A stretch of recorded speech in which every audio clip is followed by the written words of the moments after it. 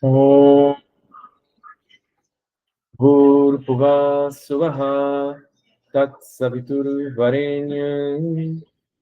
Vargo Devasya Dhimahi Dhiyo Yona Prachodaya. Om Shanti Shanti Shanti. Oferecemos nossas mais humildes reverências aos divinos pés de lótus de Bhagavan Sri Satya Sai Baba. Vamos continuar então de onde a gente parou da última vez. Sairam. A ilusão, Maya, está associada às três qualidades, gunas: pureza, sattva, atividade, rajas, e inércia, tamas. Ilusão, Maya, ignorância, agnana, natureza, prakriti, escuridão, tamas. Todas essas palavras são sinônimos. Todas elas significam a mesma coisa. Iludir a si mesmo pensando como verdadeiro e real aquilo que não é existente é ilusão, Maya. Várias pessoas acreditam no ditado: Brahman somente é a verdade e o universo é ilusório. Brahma Satya Jagat Mithya. Na verdade, é a ideia que fazemos do universo, Jagat Bhava, que é irreal. Mas o universo, Jagat, em si mesmo, não é irreal. Na verdade, Brahman existe e serve de base para esse universo ilusório, Mithya Jagat. É por isso que o Senhor Krishna, na Bhagavad Gita, disse a Arjuna: Ó Arjuna, preso pela ilusão, Maya, você é levado pelo fluxo do tempo. Você está se afastando para longe de mim. Tome refúgio em mim. Todos os seus sofrimentos serão redimidos. Quando você está associado com Deus e vive em sua divina presença, a ilusão, Maya, não incomodará você nem um pouco. Um pequeno exemplo. Pessoas ricas mantêm cães da Alsácia na frente de suas casas. Esse cão não é como os cães de rua. Ele pertence a uma raça especial. Ele é um cão muito fiel e poderoso que protegerá a propriedade do seu dono. Ele não irá latir para cada transeunte. Ele irá latir somente para as pessoas que tentarem entrar na casa. Vendo sua estatura feroz e sua reação ao ver um estranho, algumas pessoas fugirão na mesma hora. Mas aquelas que vêm para encontrar o dono permanecerão onde estão e o chamarão em voz alta. Então o dono olha pela janela. Reconhecendo que o visitante é seu amigo, ele desce e conduz o visitante para dentro da casa, junto a ele. Quando o estranho entra na casa junto ao seu dono, o cão se acalma e permanece em silêncio. Similarmente, na mansão da liberação, Moksha Sudha, na mansão da devoção, Bhakti Sudha, na mansão da bem-aventurança, Ananda Sudha, o cão da ilusão, Maya, permanece na entrada principal. Quando o visitante não é um amigo ou é apenas alguém que está simplesmente se movendo aqui e ali, sem qualquer compromisso com seu dono, nomeadamente Deus, então a ilusão, Maya, o agarra, lançando-se sobre ele. Aterrorizadas com a reação, algumas pessoas abandonam o local imediatamente. Mas aquele que tem uma firme determinação e uma forte vontade de encontrar o dono, permanece ali, imperturbável, e chama pelo dono. Ele entra na casa caminhando lado a lado com o dono. Uma pessoa que se rendeu, Karanagata, e que tem uma firme resolução de encontrar seu amigo, isto é, Deus, caminha com ele e entra na mansão da paz, Shanti Soda. Vou reler.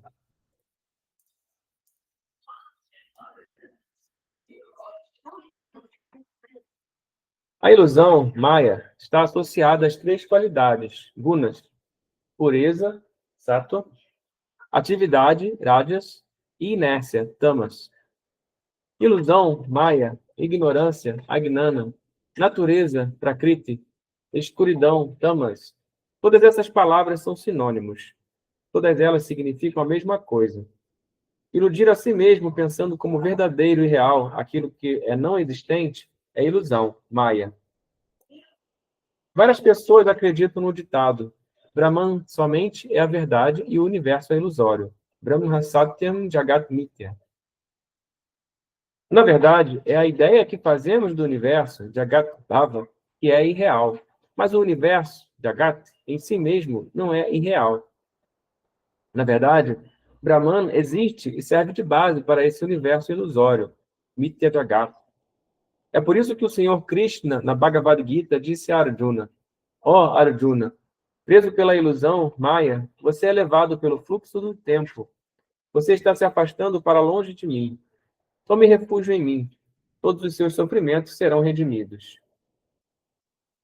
Quando você está associado com Deus e vive em sua divina presença, a ilusão Maya não incomodará você nem um pouco. Um pequeno exemplo. Pessoas ricas mantêm cães da Alsácia na frente de suas casas. Esse cão não é como os cães de rua. Ele pertence a uma raça especial. Ele é um cão muito fiel e poderoso que protegerá a propriedade do seu dono. Ele não irá latir para cada transeunte. Ele irá latir somente para as pessoas que tentarem entrar na casa. Vendo sua estatura feroz e sua reação ao ver um estranho, algumas pessoas fugirão na mesma hora. Mas aquelas que vêm para encontrar o dono permanecerão onde estão e o chamarão em voz alta. Então o dono olha pela janela. Reconhecendo que o visitante é seu amigo, ele desce e conduz o visitante para dentro da casa, junto a ele. Quando o estranho entra na casa junto ao seu dono, o cão se acalma e permanece em silêncio. Similarmente, na mansão da liberação, Moksha Soudha, na mansão da devoção, Bhakti Soudha, na mansão da bem-aventurança, Ananda Soudha, o cão da ilusão, Maya, permanece na entrada principal. Quando o visitante não é um amigo ou é apenas alguém que está simplesmente se movendo aqui e ali sem qualquer compromisso com seu dono, nomeadamente Deus, então a ilusão, Maya, o agarra lançando-se sobre ele. Aterrorizadas com a reação, algumas pessoas abandonam o local imediatamente. Mas aquele que tem uma firme determinação e uma forte vontade de encontrar o dono, permanece ali imperturbável e chama pelo dono. Ele entra na casa caminhando lado a lado com o dono. Uma pessoa que se rendeu, Sharanagata, e que tem uma firme resolução de encontrar seu amigo, isto é, Deus, caminha com ele e entra na mansão da paz, Shanti Soudha. Sairam.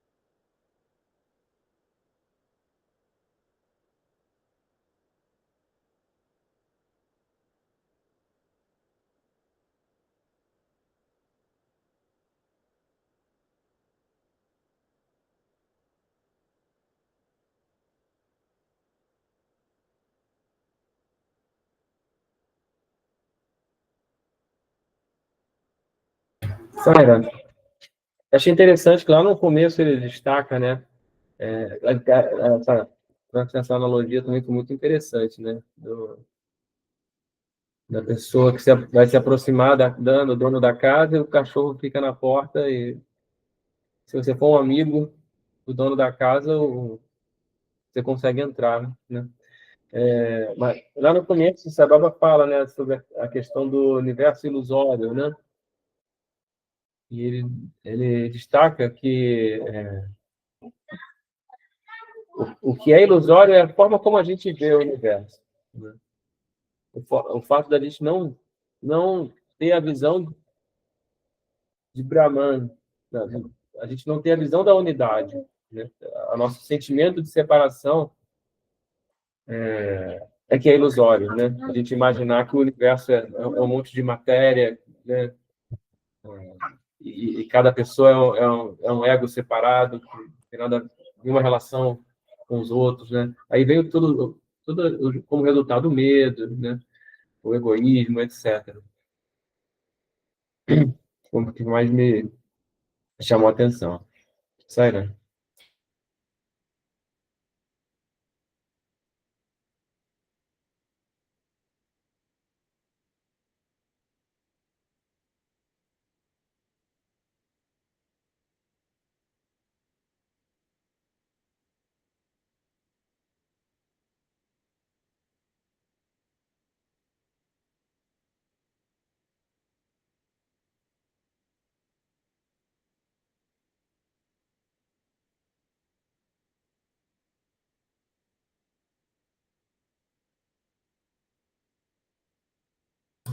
Sairã, essa analogia que você dá da onda do cachorro com Maia, minha lenda agora me fez pensar o quanto eu ainda não sou amiga, então. Porque sempre que o mundo, né, late para a gente, né, assim, dentro dessa analogia, eu entendo que eu ainda não entrei. Né? Ou o meu amigo ainda não está me vendo, mas que o mundo fica ali latindo para a gente, né, assustando a gente fica...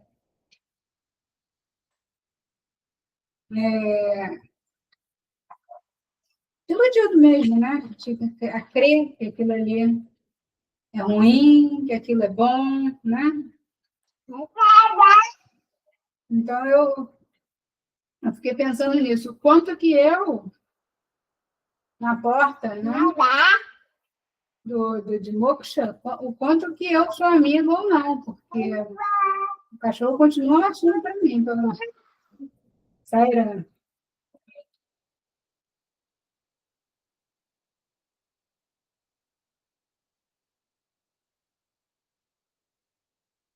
Sairã, para mim, ele ainda está bem brabo.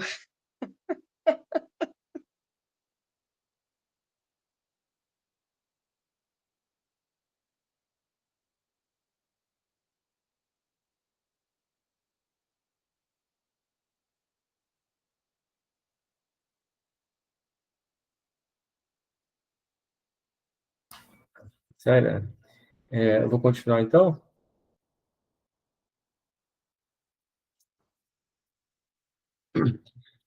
É por isso que Shri Krishna exortou Arjuna assim: meu querido, você está apegado aos objetos dos sentidos. Você está absorvido em muitas atividades neste mundo objetivo. Desse modo, você está confuso e incapaz de se concentrar. Recorra ao yoga da prática, Abhyasa Yoga. Somente então você obterá concentração. Você tomará refúgio em mim. Contemple a mim com amor e fé. Em qualquer atividade que esteja empreendendo, pense em mim. Estou engajado no campo de batalha. Não é esse um objetivo material e mundano? Não pense dessa forma. Mesmo enquanto estiver engajado na guerra, pense em mim. Mama Nusmara Yudhyacha. Essa não é uma batalha contra um inimigo externo. Pense que você está lutando contra seus próprios inimigos internos, que são seus maus pensamentos e más intenções. Pense em mim sempre e em todos os momentos. Essa não é uma guerra contra inimigos externos. Essa é uma luta contra seus próprios sentidos internos. Você deve conquistá-los. Prahalada também exortou o poderoso Hiranyakashipu da mesma forma, de muitas maneiras. Ele disse: ó Pai, você conquistou o mundo inteiro, mas você é incapaz de conquistar seus sentidos. Você pode ser um rei ao conquistar o mundo, mas quando você conquistar os seus sentidos, você se tornará o rei dos reis. Você será o senhor do universo. Como pode alguém que é subjugado pelos inimigos internos conquistar os inimigos externos? Portanto, primeiro tente controlar e conquistar seus sentidos. Quando isso é possível? Somente quando você busca refúgio em Deus. Enquanto você tiver o sentimento de eu e meu, a rendição não será possível. Essa é a influência do universo físico, Bhuta Kasha. Você deve conquistar esse universo físico, Bhuta Kasha, e entrar no universo mental sutil, Chitta Kasha. E, finalmente, no universo causal, Chitta Kasha. Uma vez que você esteja no universo causal, Chitta Kasha, Deus cuidará de todas as outras coisas. Vou reler.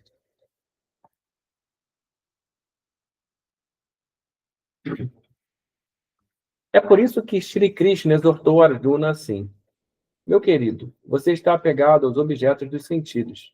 Você está absorvido em muitas atividades neste mundo objetivo. Desse modo, você está confuso e incapaz de se concentrar. Recorra ao yoga da prática, Abhyasa Yoga. Somente então você obterá concentração. Você tomará refúgio em mim. Contemple a mim com amor e fé. Em qualquer atividade que esteja empreendendo, pense em mim. Estou engajado no campo de batalha, não é esse um objetivo material e mundano? Não pense dessa forma. Mesmo enquanto estiver engajado na guerra, pense em mim. Mama Nusmara Yudhyacha. Essa não é uma batalha contra um inimigo externo. Pense que você está lutando contra seus próprios inimigos internos, que são seus maus pensamentos e más intenções. Pense em mim sempre e em todos os momentos. Essa não é uma guerra contra inimigos externos. Essa é uma luta contra seus próprios sentidos internos. Você deve conquistá-los. Prahalada também exortou o poderoso Hiranyakashipu da mesma forma, de muitas maneiras. Ele disse: Ó Pai, você conquistou o mundo inteiro, mas você é incapaz de conquistar seus sentidos. Você pode ser um rei ao conquistar o mundo, mas quando você conquistar os seus sentidos, você se tornará o rei dos reis. Você será o senhor do universo. Como pode alguém que é subjugado pelos inimigos internos conquistar os inimigos externos? Portanto, primeiro tente controlar e conquistar seus sentidos. Quando isso é possível? Somente quando você busca refúgio em Deus. Enquanto você tiver o sentimento de eu e meu, a rendição não será possível. Essa é a influência do universo físico, Bhutakasha. Você deve conquistar esse universo físico, Bhutakasha, e entrar no universo mental sutil, Chitakasha. E, finalmente, no universo causal, Chidakasha. Uma vez que você esteja no universo causal, Chidakasha, Deus cuidará de todas as outras coisas. Sairam.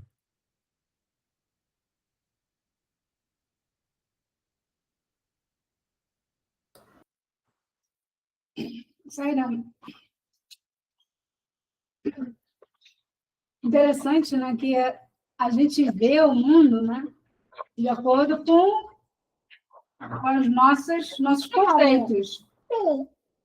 E você acaba está colocando aqui, né, eu entendi assim, justamente isso. Quando você faz as coisas no mundo, né, envolvido nessas coisas mundanas, você acaba tendo uma visão tal, né, como a Arjuna estava tendo, né?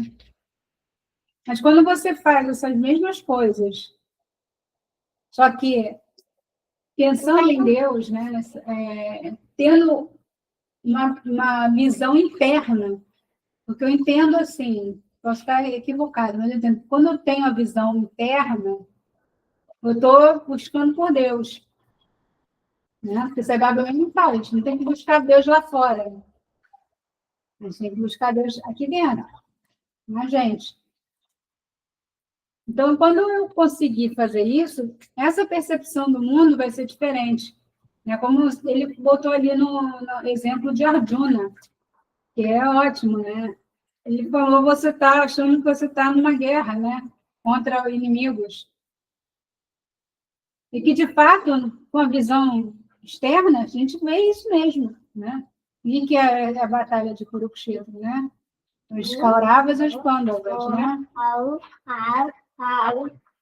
Mas quando a gente tem essa visão da parte interna, isso muda.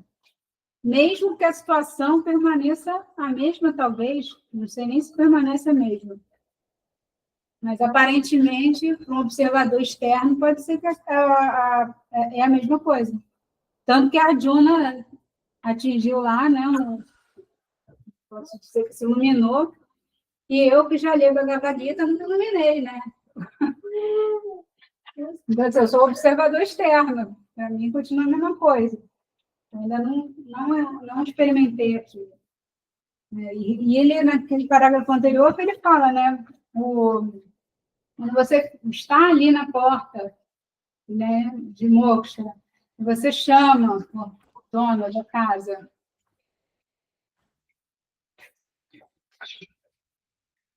E você insiste, está ali, né, está atento aos movimentos. Então, você vai ser recebido. Então, a gente tem que buscar essa visão interna, porque essa busca do controle dos sentidos é a própria busca, eu acho, de Deus. Né? Pensando nisso, que Deus está dentro de nós. Então, se eu faço as coisas, mas olhando para dentro, eu vou estar buscando por Deus. Né? Sempre lembrando que isso, né? Por mais cruel que isso possa parecer para o nosso ego, o que a gente vê é a nossa própria projeção, né? Isso aí, né?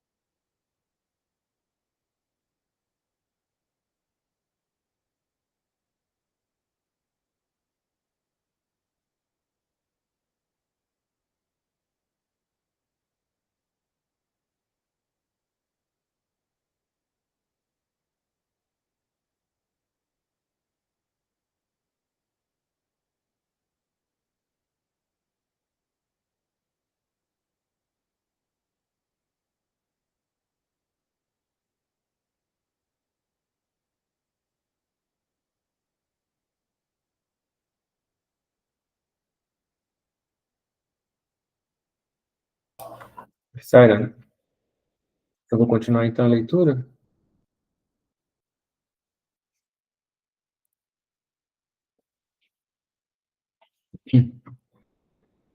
Até chegarmos à estação ferroviária, temos que contratar um carregador ou uma carroça a cavalo, ou um ciclo-rickshaw, ou um táxi para carregar nossa bagagem.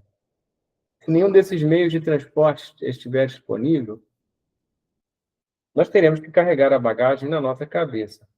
Contudo, assim que chegamos à estação e sentamos no trem, o trem nos carrega juntamente com a nossa bagagem. É apenas um tolo quem continua carregando a bagagem em sua cabeça, mesmo depois de ter embarcado no trem. Seguindo essa analogia, quando você se entregar a Deus, ofereça a Ele tudo o que é seu, sem reservas e incondicionalmente. Então, Deus cuidará de todas as coisas. Quando fazer, o que fazer e como fazer, Ele decidirá. Você não deve ter nenhum sentimento egoísta de eu e meu nesse estágio. No Ramayana, existe um belo exemplo para isso. Shri Rama alcançou a montanha Chitrakuta junto com sua esposa Sita e seu irmão mais novo, Lakshmana. Para Deus, assumir a forma humana é como um jogo, Lila.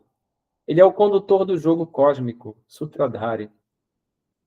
Ele finge e age como se estivesse entristecido e em dificuldades, embora na realidade ele não tenha nenhum desses sentimentos.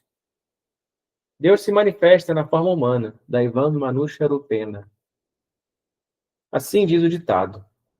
Ele assume a forma humana para estar disponível aos devotos e manter proximidade com eles. Assim, ele se torna próximo e querido por eles.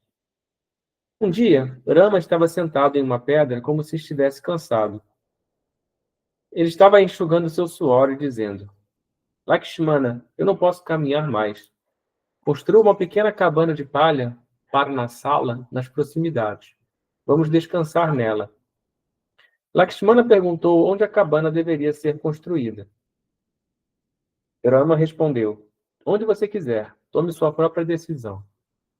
Então Lakshmana, em grande aflição, disse: Rama, Rama, que palavra dolorosa eu ouvi. Que erro cometi. Que pecado cometi. Onde exatamente eu errei? Hoje tive que ouvir palavras tão dolorosas de você. Embora Rama conhecesse a sincera agonia que Lakshmana estava passando, a fim de mostrar sua grandeza a Sita, que estava ao seu lado, ele disse: Lakshmana, eu não disse nada desagradável contra você. Eu não disse nenhuma palavra áspera. Por que você sente tanta dor? Então Lakshmana respondeu em grande agonia: meu querido irmão mais velho, eu deixei minha mãe, meu pai, minha esposa, meu reino e tudo mais. Não há nada meu. Eu sou um completo renunciante agora. Obedecer ao seu comando é a razão de ser e a finalidade da minha vida. Na verdade, essa é a única meta da minha vida. Você é meu pai e Sita é minha mãe. Essa floresta é a Ayodhya para mim. Quando eu vim assim acompanhar você deixando tudo, haverá novamente uma decisão minha? Haverá alguma escolha minha? Quando você diz que eu devo construir uma cabana para na sala, em um local de minha escolha, isso significa que eu tenho uma escolha. Nesse caso, isso não significa entrega total, Sampurna Sharanagati, de minha parte. Que indivíduo miserável eu sou. Ele continuou. Eu não tenho outro desejo exceto o de obedecer ao seu comando. Seu prazer é o meu prazer. Meu dever é obedecer a tudo o que você diz. Minha única meta na vida é estar constantemente aos pés de lótus, aos seus pés de lótus, e obedecer aos seus comandos, nada mais. Enquanto Lakshmana se rendia diante de Rama, Sita entrou em cena e implorou: Rama, por favor, não fale com Lakshmana tais palavras novamente. Vou reler.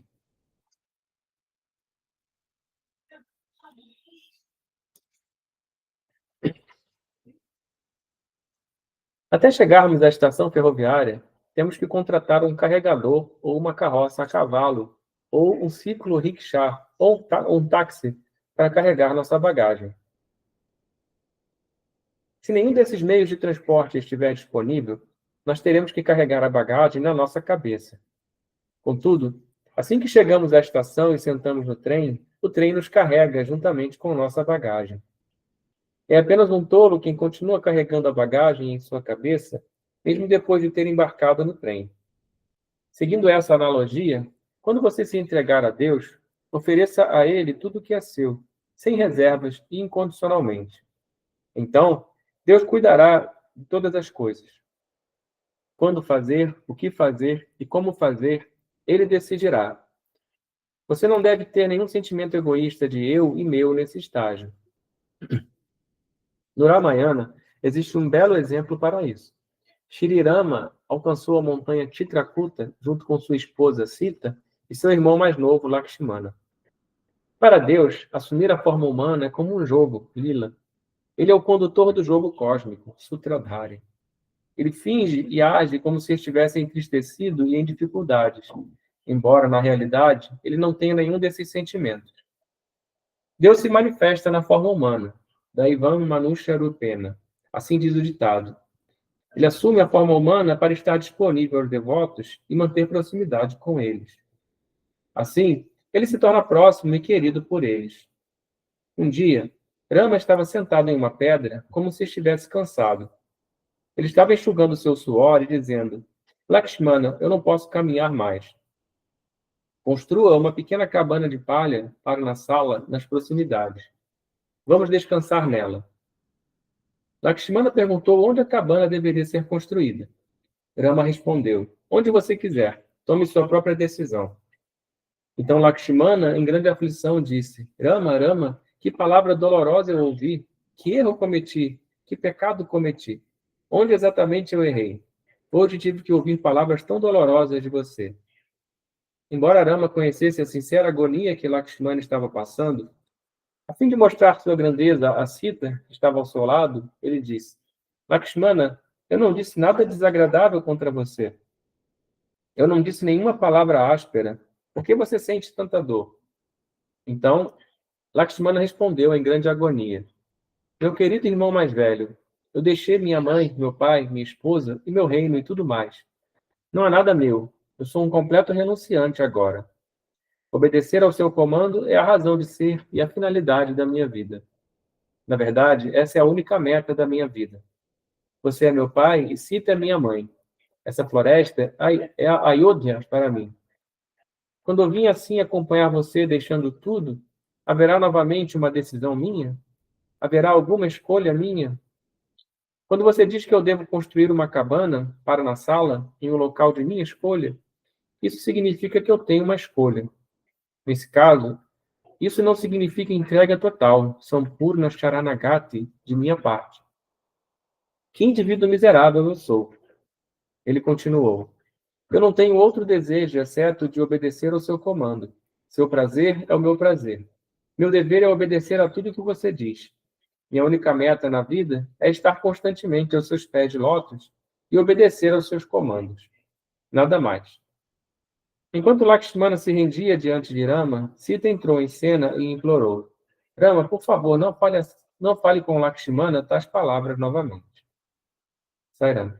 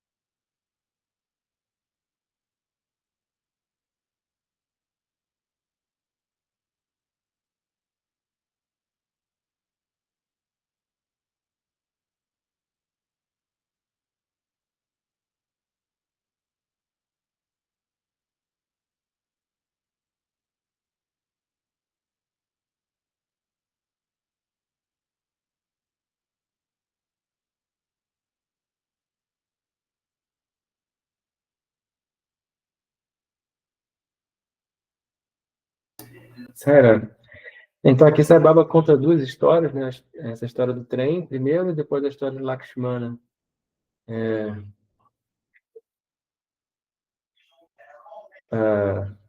Me chamou mais a atenção a história do trem, né? Que ela tem esse aspecto assim de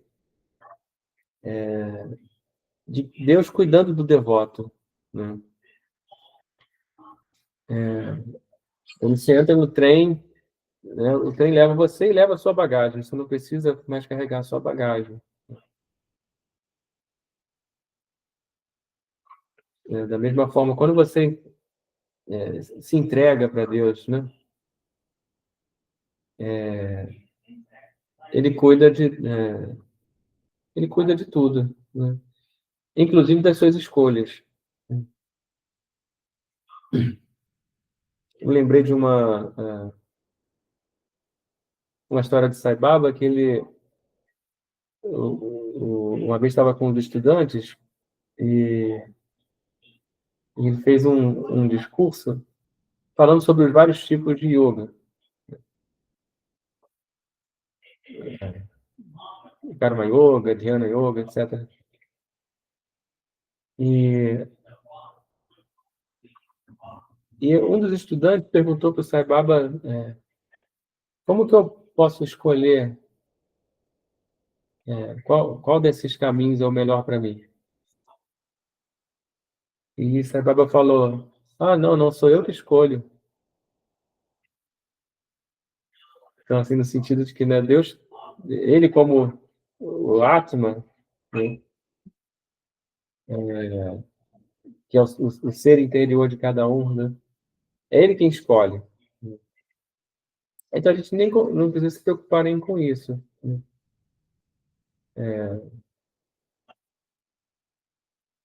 E a segunda história, de uma certa forma, é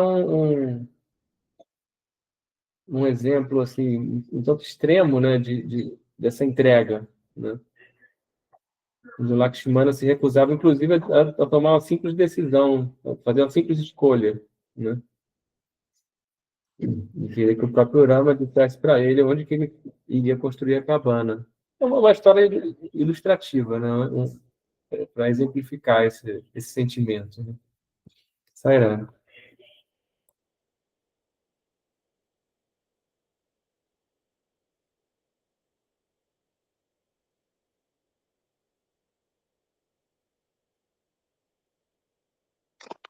Jaira, eu não deveria me surpreender mais pelo número inúmeras vezes, mas eu sempre me surpreendo muito com essas analogias de tão fácil compreensão que Baba nos traz, né?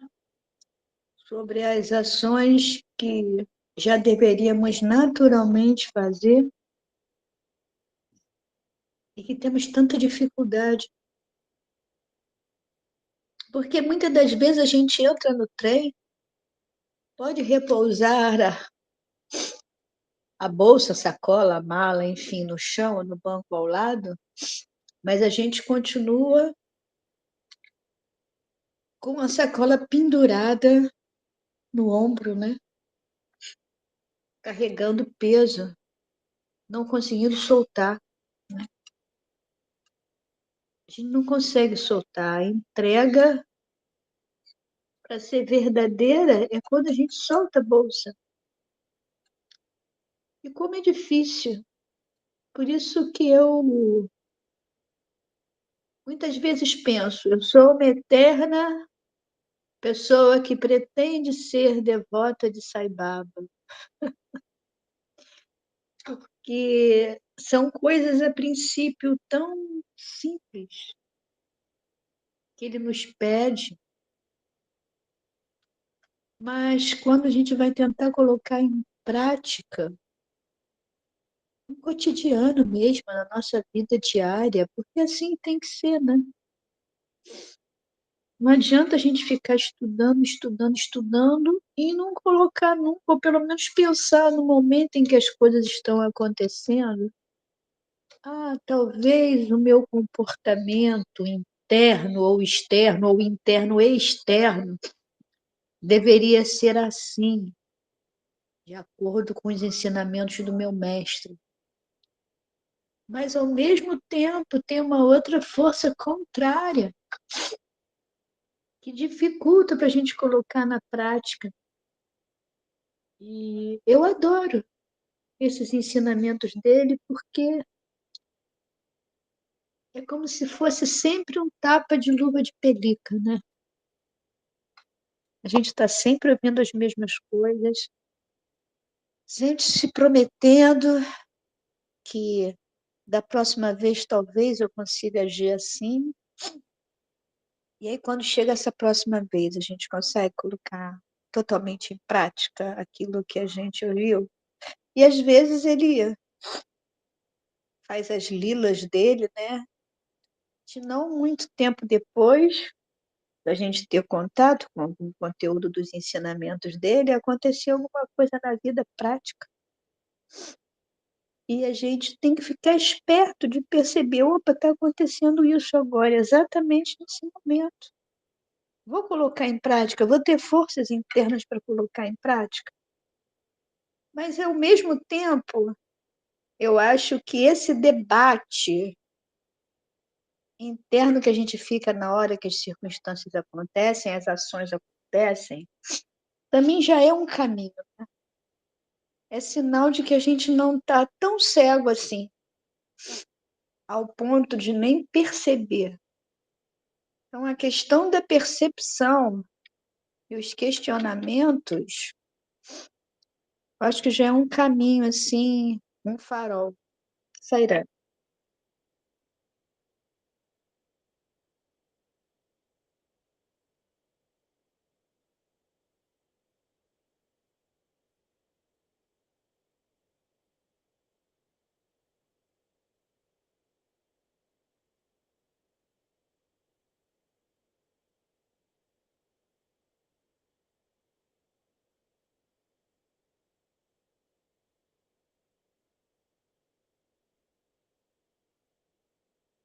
Sairá. Acredito que todos nós estejamos nessa mesma situação, né?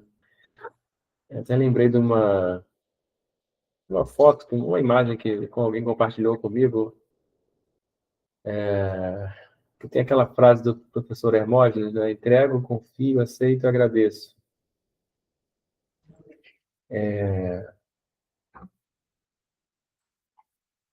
Na verdade, ele até foi uma adaptação de uma frase da Phyllis Christian, né? Surrender, trust, accept. Que ele botou, entrego, confio, aceito e agradeço. E nessa imagem, que eu não lembro se era uma camisa ou uma caneca, vinha entrego, confio, dou uma surtada, aceito e agradeço. Eu acho que a gente ainda está nessa fase de dar uma surtada antes de conseguir voltar para o equilíbrio, né? Sairá.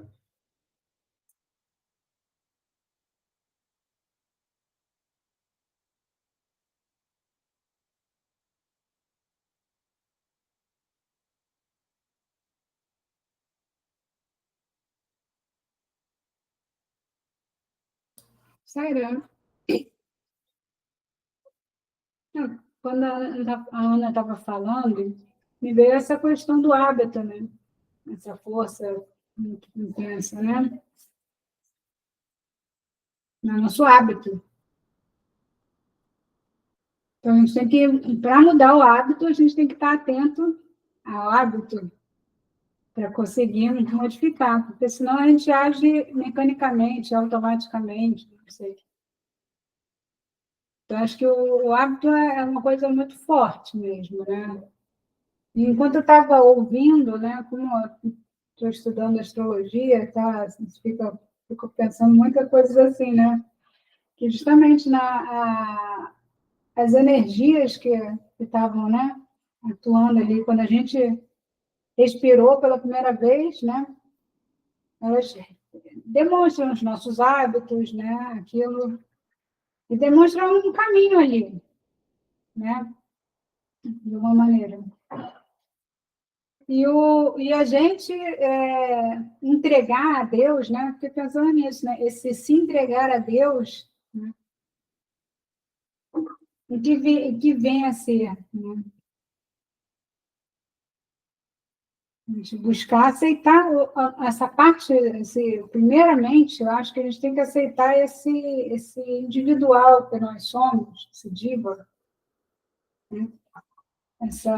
E aceitar essas energias que a gente traz. E não querer seguir um padrão externo, seja ele qual for, inclusive de devoto, né?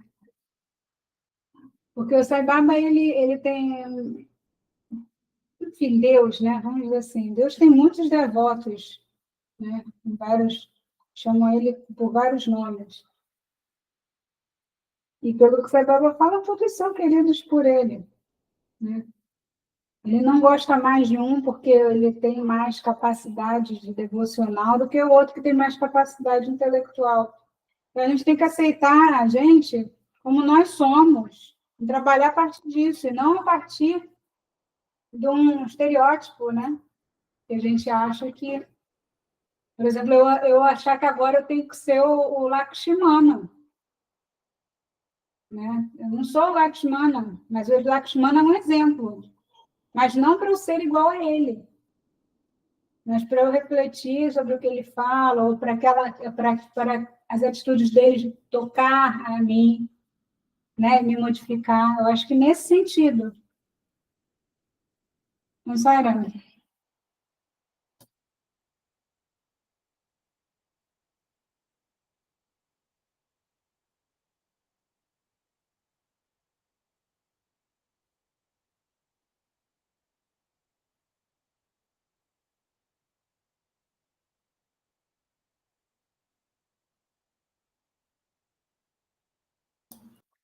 Saira, eu vou continuar a leitura, que só falta um parágrafo para terminar esse capítulo. Aí a gente já termina esse capítulo hoje, né? Semana que vem é o aniversário de Sai Baba. O indivíduo, diva, não deve ter uma escolha própria. Todas as coisas pertencem a Deus. Obedecer ao seu comando é a característica de uma pessoa que se entrega totalmente a Deus. Venha e sente-se no meu trem. Eu levarei você e sua bagagem até o seu destino. Aqui você não precisa carregar sua bagagem na cabeça e sofrer por isso. Assim, Shri Krishna explicou o significado do espírito de entrega total, Sharanagati Tattva, no caminho da devoção. Quando um devoto se entrega completamente a Deus, ele receberá a pensão da graça de Deus, onde quer que ele esteja. Esteja você na floresta ou no céu, no vilarejo ou na cidade, no outeiro ou no meio do rio. Onde quer que você esteja, eu sou o único refúgio para você. Entregue-se a mim desse modo, declarou o Senhor. Portanto, é necessário que todos empreendam ações que santifiquem seu tempo e também seu corpo, e finalmente se rendam totalmente a Deus. Prashant Nilayan, 5 de agosto de 1984. Vou reler. O indivíduo, diva, não deve ter uma escolha própria. Todas as coisas pertencem a Deus. Obedecer ao seu comando é a característica de uma pessoa que se entrega totalmente a Deus. Venha e sente-se no meu trem. Eu levarei você e sua bagagem até o seu destino. Aqui você não precisa carregar sua bagagem na cabeça e sofrer por isso. Assim, Shri Krishna explicou o significado do espírito de entrega total, Sharanagati Tattva, no caminho da devoção. Quando um devoto se entrega completamente a Deus, ele receberá a pensão da graça de Deus, onde quer que ele esteja. Esteja você na floresta ou no céu, no vilarejo ou na cidade, no outeiro ou no meio do rio, onde quer que você esteja, eu sou o único refúgio para você. Entregue-se a mim desse modo, declarou o Senhor. Portanto, é necessário que todos empreendam ações que santifiquem seu tempo e também seu corpo, e finalmente se rendam totalmente a Deus. Sai.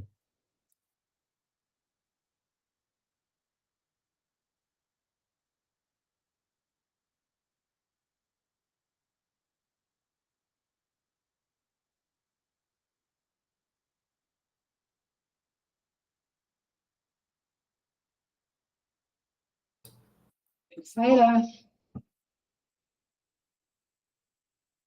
Primeiro, ele fala que o indivíduo não tem escolha, que tudo é de Deus, né?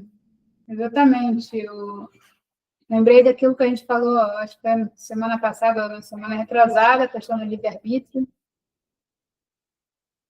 Né? Lembrei do que também me veio, justamente o que eu acabei de falar, né? Do indivíduo, né? Diva, ele tem a sua energia, ele não tem uma escolha assim, vou mudar isso aqui. Não, você vai trabalhar com isso, né? Imagina, dentro desse meu raciocínio, né? Objetificando os divas, assim, se eu sou um quadro, eu nasci para adornar uma parede, e não para ser uma mesa, nem uma geladeira. Aí se eu ouço a história da geladeira e eu sou um quadro e acho que eu tenho que ser igual a geladeira para iluminar, né? É como se eu estivesse justamente lutando num cabo de guerra, né? Então, a gente tem, entregar a Deus, acho que deve ser uma sensação, assim, quando a gente conseguir realmente, bastante de alívio, né? Sentir aquele alívio, aquele peso, né? Você entender que você não precisa ficar nesse cabo de guerra e, de fato, largar. Nós três aqui, como mães, né? Ficar aquela, às vezes, preocupação com os filhos, né? Mas a gente, ao mesmo tempo, pensa que a gente dá preocupação para os nossos pais. Né? A gente tem, então, a gente, às vezes, age de uma maneira e a outra maneira igual, praticamente igual, e já tem uma outra visão, né? Vai falar o quê para os pais nossos? Poxa, pai, não se preocupa, mãe, não se preocupe, eu já sou adulto, né? Mas, como mãe, a gente se preocupa com nossos filhos. Então, a gente deve entregar eles, isso também a Deus, né? A história dele está aí. Né? Os problemas, todos nós passamos por eles. E eles são maneiras de nos lapidar. Assim como as alegrias também. Né? Então, a gente tem que entender isso de alguma maneira para conseguir soltar de fato, e não soltar apenas verbalmente, ou ter aquela intenção assim, toma, mas fica segurando, né? Porque a gente ainda não entendeu aonde está preso. Talvez eu, pelo menos. Onde eu estou segurando a minha bagagem, que eu não consigo largar essa bagagem? Onde ela está atrelada em mim? Eu não consigo abdicar disso, desse peso. Não sairá.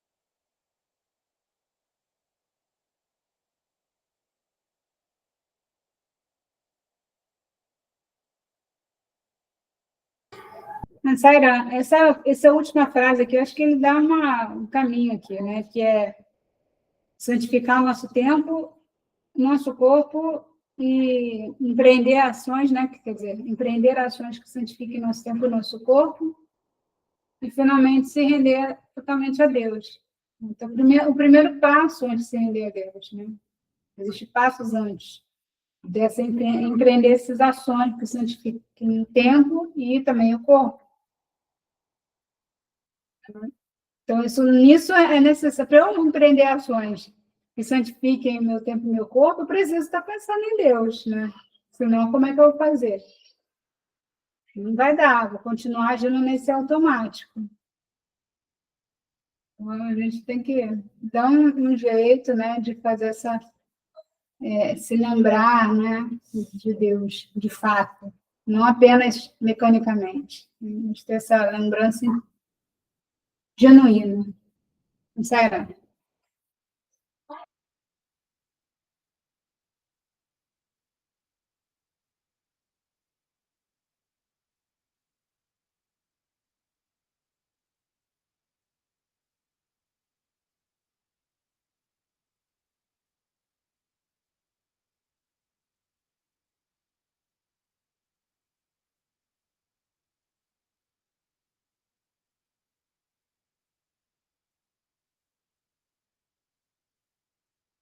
Será? Vamos terminar, então? Om Swasti Prajabhya Paripalayantam Nyayena Margena Madisha Go Brahmanebhya Subhamastu Nityam Samasta Loka Sukhino Bhavantu Om Shanti Shanti Shanti